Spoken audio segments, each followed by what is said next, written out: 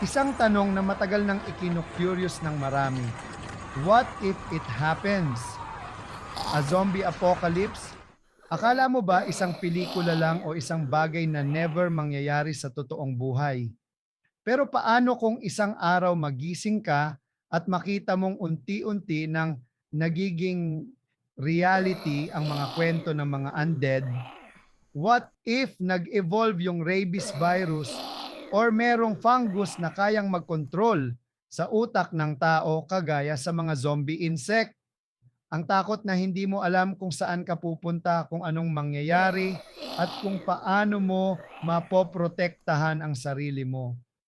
Maghanda tayo dahil kahit hindi pa mangyari, mas mabuti na ang sigurado. Hindi mo alam kung kailan ito darating, kaya't kailangan maging handa. Pero ano nga ba ang zombie apocalypse? Sa mga kwento at pelikula, makikita natin ang mga undead, mga tao na nawala na ng buhay, ngunit patuloy pa rin gumagalaw, naglalakad, at naghahanap ng mga buhay na tao na kakainin. Ang pinakapangunahing sanhi ng ganitong kalamidad ay isang virus o parasite na mabilis kumalat at kapag nahawaan ka, magiging isa ka na sa kanila. Hindi lang ito tungkol sa mga monsters na tumatakbo sa streets. Ang zombie apocalypse ay isang global na krisis na naglalagay sa panganib ng buong sangkatauhan.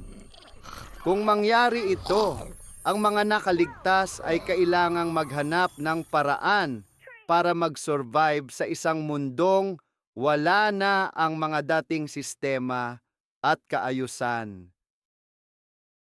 Sa zombie apocalypse, hindi lang isang klase ng zombie ang maaari mong makaharap.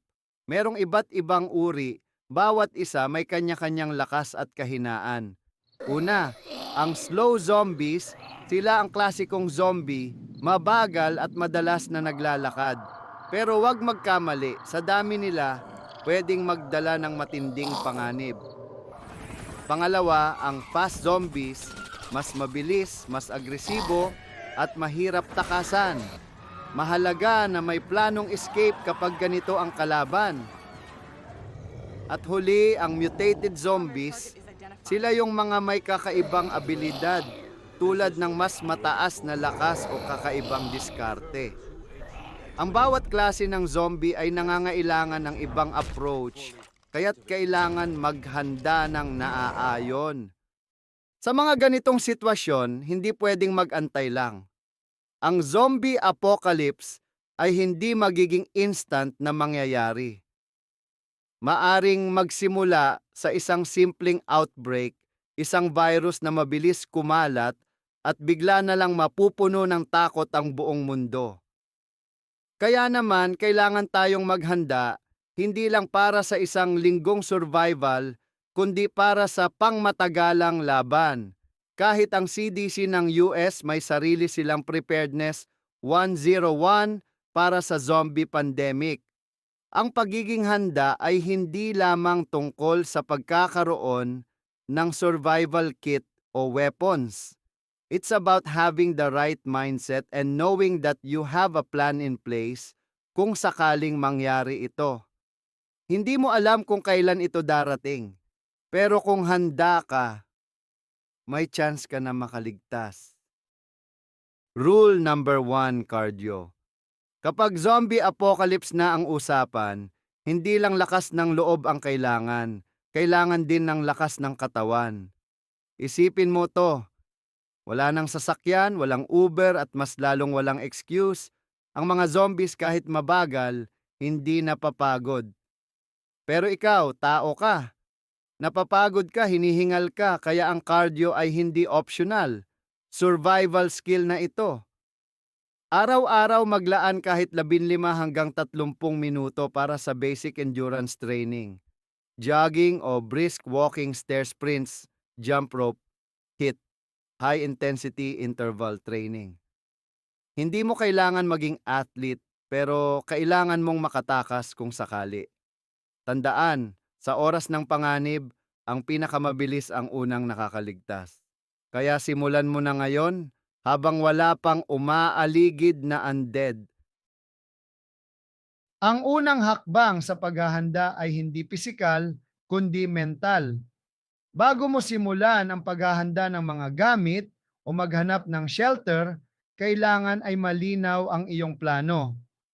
Ang mental preparedness ay ang pagkakaroon ng tamang mindset. Handa kang mag-isip ng mabilis at malinaw kahit nasa pinakamahigpit na sitwasyon. Kailangan mong malaman kung anong mga hakbang ang gagawin mo, paano i-handle ang stress, at kung paano magdesisyon sa mga kritikal na oras. Tandaan, hindi lang ang katawan ang kailangang maging handa, kundi pati ang utak. Pag-isipan mo kung paano mo kayang mag-survive sa kahit anong senaryo at maging resourceful sa anumang kalagayan. Ang paghahanda ng survival kit ay isang mahalagang bahagi ng iyong plan. Hindi lang basta pagkain at tubig, kundi pati ang mga essential tools na makakatulong sa iyo kapag dumating na ang oras ng pangangailangan. Una, siguraduhin mong may sapat na pagkain at tubig para sa ilang araw, pati na rin ang mga gamot at first aid supplies, magdala ng multi-tool o knife, mga gamit na magagamit mo para sa self-defense, paggawa ng shelter, o kahit pagkuha ng fire. Huwag kalimutan ang flashlight, extra batteries at mga signal tools para makita ka ng ibang survivors o makapag-communicate kapag kinakailangan. Ang survival kit ay hindi lang tungkol sa mga bagay na dala mo. It's about being resourceful and making sure that when you need something, you have it ready. Ang tamang shelter o ang tinatawag na bug out location, BOL, ay isa sa pinakamahalagang aspeto ng survival.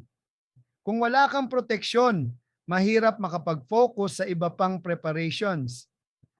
Sa paghahanap ng shelter, kailangan mong isaalang-alang ang seguridad, lokasyon, at kakayahan nitong magbigay ng proteksyon laban sa mga zombies at iba pang panganib.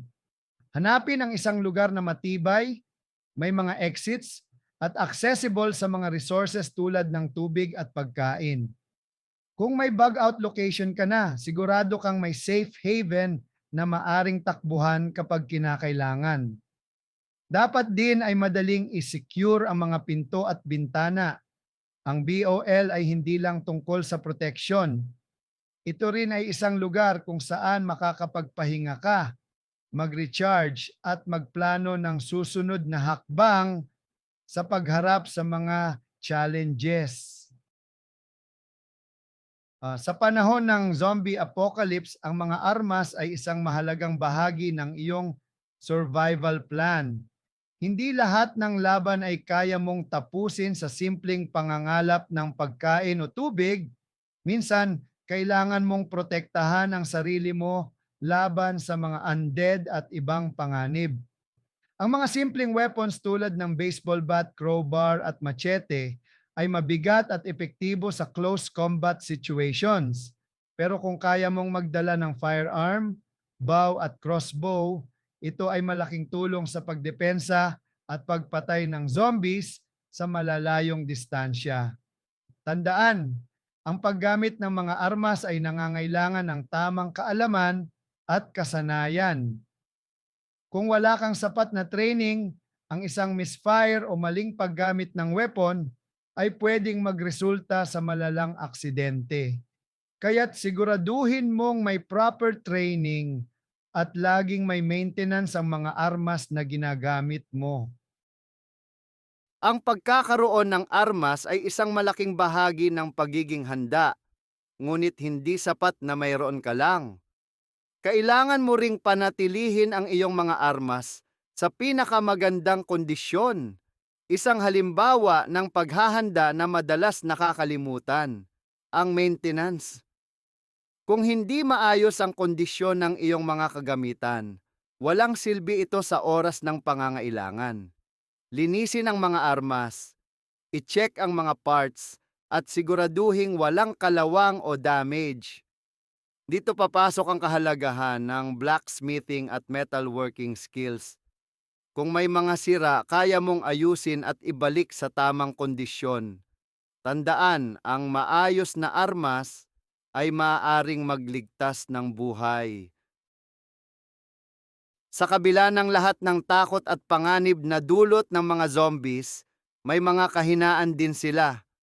Ang pinaka-epektibong paraan para patumbahin ang zombie, isang well-placed headshot. Ang utak ng zombie ang pinakamahina nilang bahagi. Kung matamaan mo ang utak, hindi na sila makakagalaw. Pwedeng gamitin ang mga armas tulad ng baril, pangpukpok o kahit gamit na matutulis. Pero tandaan, hindi basta-basta ang laban. Minsan kahit mabangga mo sila, kung hindi headshot, tatayo pa rin sila. Kaya't maghanda ng mga armas na kayang magbigay ng isang tumpak na suntok. Ngayon na nakapili ka na ng tamang shelter, oras na para ito'y isecure. Ang unang hakbang ay pagtibayin ang mga pinto at bintana. Gamitin ang mga kahoy o bakal na planks para hindi madaling pasukin ng mga zombies. Dito papasok ang kahalagahan ng mga kasanayan tulad ng carpentry at metalworking. Kung marunong ka magtrabaho gamit ang kahoy at bakal, magiging mas madali at matibay ang paggawa ng mga barricades. Huwag kalimutan ang mga small details. Check ang mga cracks, mga pader at mga pinto na posibleng magbigay daan para makapasok ang mga undead. Isang malaking parte ng paghahanda ay ang paglagay ng mga armas at tools malapit sa mga entry points para kung sakaling magkaroon ng emergency, mabilis mong magagamit ang mga ito. Ang seguridad ng shelter ay hindi lang tungkol sa physical barriers. Kailangan din ng mental preparation. Alam mong kapag secured ang iyong lugar, may mas mataas na pagkakataon kang mag-survive. Pero kailangan mo pa rin ng vigilance at maging handa sa anumang oras. Sa panahon ng zombie apocalypse, ang pagkakaroon ng first aid kit at medical supplies ay hindi pwedeng ipagwalang bahala. Isang maliit na sugat o infeksyon na hindi maagapan ay pwedeng magdulot ng malubhang komplikasyon. Kaya't siguraduhing may kompletong set ng first aid items sa iyong survival kit, bandages, antiseptics, pain relievers, at mga tools tulad ng scissors at tweezers. Mahalaga rin na magtago ng mga gamot para sa mga kondisyon na pwedeng magka-occur, gaya ng sakit sa ulo, fever, o kahit mga allergic reactions. Kung marunong ka ng basic first aid, makakatulong ka hindi lang sa sarili mo kundi sa mga kasama mo. Huwag kalimutan, ang first aid skills ay isang life-saving ability na hindi lang para sa mga physical injuries, kundi pati na rin sa psychological first aid, pagtulong sa emotional well-being ng mga survivors sa gitna ng matinding stress. Sa gitna ng lahat ng panganib at pagsubok, ang mental at emotional na lakas ay kasing halaga ng iyong pisikal na kalusugan. Hindi lang ang mga zombies ang magiging kalaban mo sa apocalypse, ang stress, takot at kalungkutan ay makakaapekto rin sa iyong survival. Kaya't mahalaga ang pagkakaroon ng mental resilience at emotional support mula sa iyong grupo. Maglaan ng oras upang magpahinga at mag-relax, maging ito man ay simpleng pag-uusap, pagbibigay ng encouragement sa bawat isa, o pagkakaroon ng mga small victories na magpapalakas sa loob. Huwag kalimutan na hindi ka nag-iisa. Ang pagkakaroon ng strong support system at pagpapalakas ng loob sa isa't isa ay makakatulong sa inyo na magpatuloy at mag-survive sa kabila ng lahat ng pagsubok. Sa isang long-term survival situation tulad ng zombie apocalypse, ang pagkain at tubig ay hindi lang isang luxury. Ito ay isang pangangailangan na kailangan planuhin ng mabuti. Hindi basta-basta ang paghahanap ng pagkain, kaya't kailangan mong maghanda ng mga non-perishable items na tatagal ng matagal, mga canned goods, dried fruits, at mga high-energy food tulad ng protein bars. Huwag kalimutan ng tubig, ang pinakaimportanteng resource sa lahat. Mag-invest sa mga water filtration systems o kung may access ka sa natural na sources tulad ng mga ilog o ulan, tiyakin na malinis ito at ligtas inumin. Kailangan mong magtago ng sapat na supply ng pagkain at tubig para sa ilang linggo o kahit mga buwan. Ang tamang pag-manage ng iyong resources ay makakatulong para makaligtas at magpatuloy ang iyong survival. Ang paggawa ng escape plan ay isang mahalagang bahagi ng iyong survival strategy. Hindi laging magiging ligtas ang iyong shelter at minsan kailangan mong umalis at maghanap ng mas ligtas na lugar. Kaya't mahalaga ang pagkakaroon ng mga multiple escape routes. I-identify mo ang mga safe zones na malayo sa mga high-risk areas tulad ng mga densely populated na lugar o mga pinagtataguan ng mga zombies. Magplano ng mga alternatibong ruta at tiyakin na alam ng bawat isa sa inyong grupo kung saan pupunta at anong direksyon ang tatahakin. Ang escape plan ay hindi lang tungkol sa mga ruta. Ito ay tungkol din sa pagtiyak na ang bawat isa ay may access sa mga resources na kailangan nila habang umaalis, tulad ng pagkain, tubig at armas para sa proteksyon. Sa isang zombie apocalypse, ang pagiging tahimik at hindi mapansin ay isang malaking bahagi ng iyong survival. Ang mga zombies ay kadalasang umaasa sa tunog at galaw upang makakita ng biktima, kaya't mahalaga na mag-move quietly at maiwasang mag-produce ng ingay. Iwasan ang malalakas na tunog, huwag mag-iyak o magtawanan, at laging mag-communicate gamit ang hand signals o gestures. Ang pag-sneak around ay nangangailangan ng pagiging alerto at maingat sa bawat galaw. Kung makakita ka ng isang horde ng zombies, magtago agad at maghintay hanggang lumayo sila bago magpatuloy. Ang pagiging tahimik ay hindi lang para makaiwas sa zombies, kundi para makaligtas sa iba pang mga panganib sa paligid. Sa isang zombie apocalypse, ang mga banta ay hindi palaging inaasahan. May mga oras na ang mga zombies ay lilitaw mula sa wala o kaya naman may ibang grupo ng survivors na maghahanap ng paraan para makapasok sa iyong shelter. Kaya't mahalaga na matutong mag-adapt sa mga bagong banta. Ang pagiging flexible at mabilis magdesisyon ay susi sa survival. Halimbawa, kung may nakita kang approaching horde, agad na magsagawa ng countermeasures. I-secure ang mga entry points, maghanda ng armas, at magtago kung kinakailangan.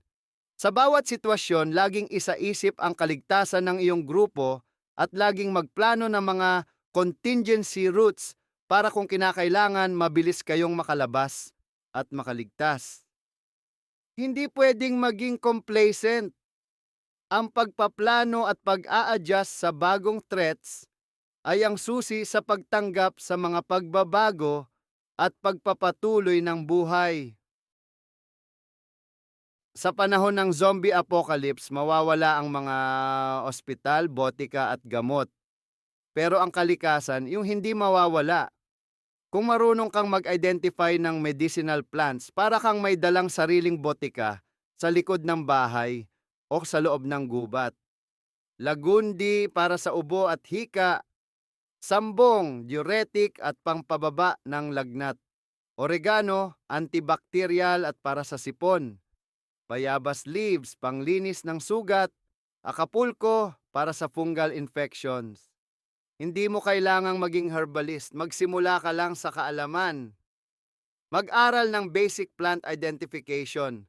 Gumawa ng sarili mong plant survival journal. Magtanim ng medicinal plants habang may panahon. Tandaan, Sa dulo ng mundo, ang gamot mo ay hindi sa bote, kundi sa ugat, dahon at lupa. Learn to heal with nature. Nature heals. If you know where to look. Sa isang zombie apocalypse, ang pagiging resourceful at innovative ay isang malaking advantage.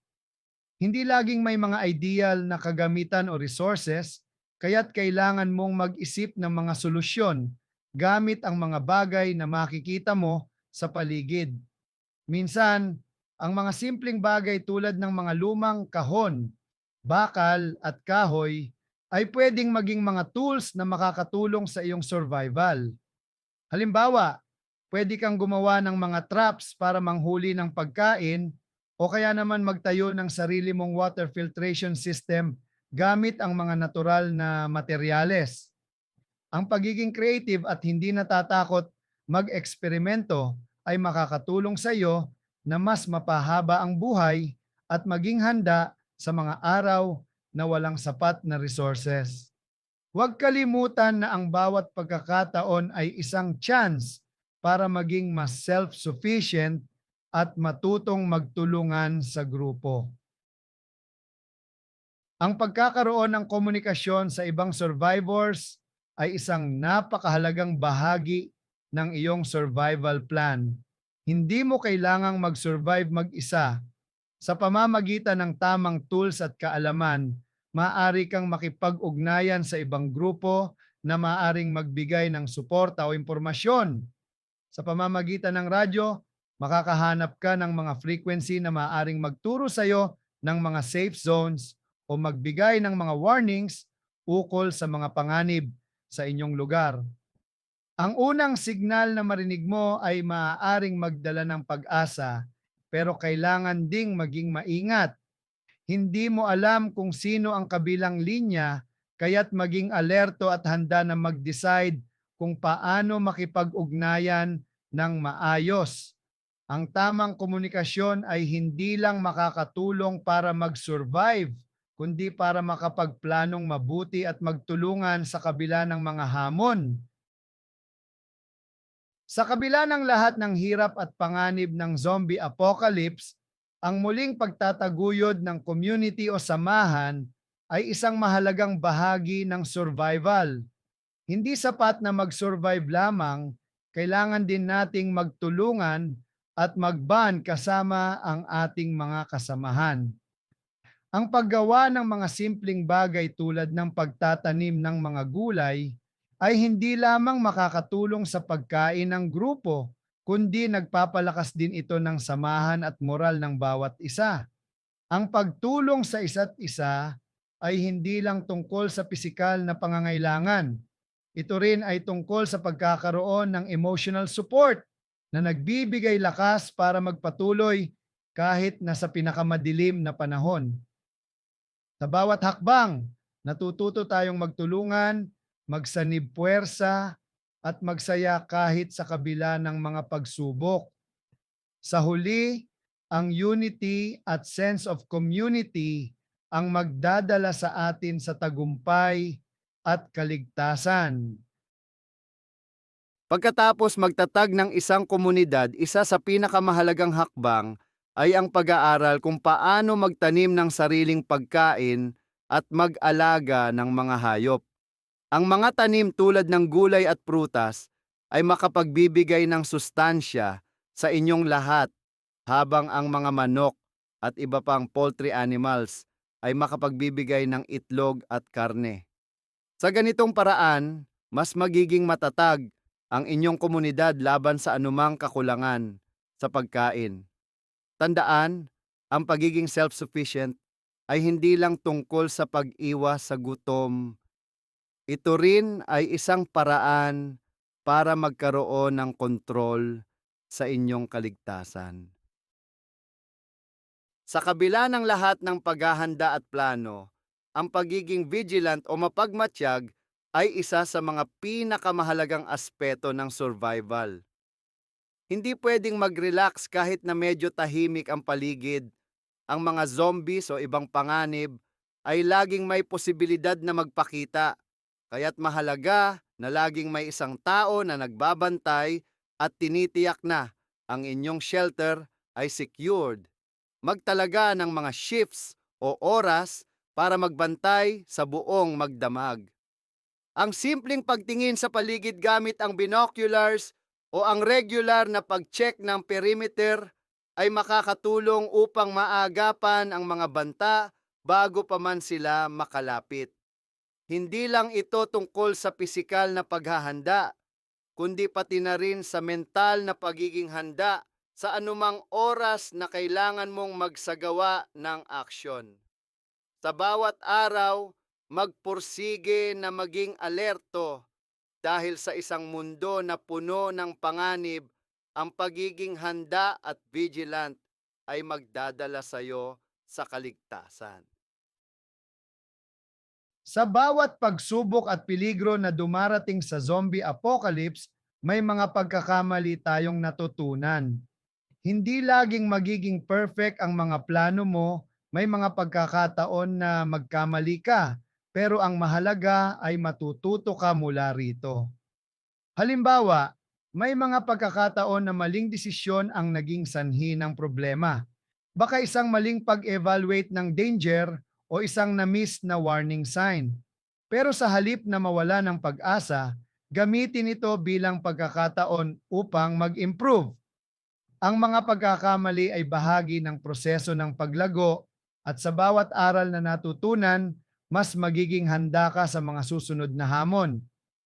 Laging tandaan, ang mga sitwasyon ay nagbabago at ang pagiging flexible at mabilis mag-adjust sa mga bagong kaalaman ay magdadala sa iyo sa mas malakas na kaligtasan. Prepared ka na ba? Hindi natin alam kung totoo nga ba ang zombie apocalypse o kung kailan ito mangyayari. Kaya't mas mabuting magsimula na tayong maghanda.